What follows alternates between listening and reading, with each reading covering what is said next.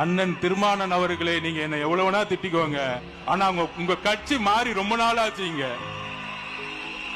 அங்க நீங்களும் ஒரு 20 பேர் மட்டும்தான் இருக்கீங்க உங்க கட்சியில.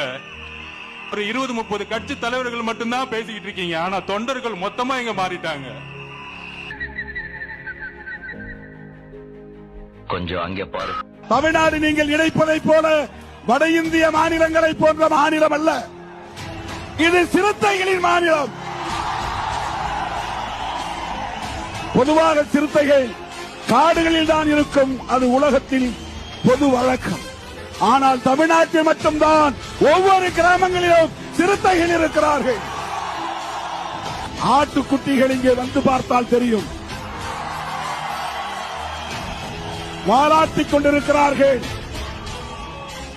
இங்கே அவர்கள் கனவு திட்டங்களை நடைமுறைப்படுத்த முடியாது. தமிழ்நாடு முழுவதும் எல்லையோரத்தில் படை வீரர்களாக, பாதுகாப்பு வீரர்களாக சிறுத்தைகள் இருக்கிறோம்.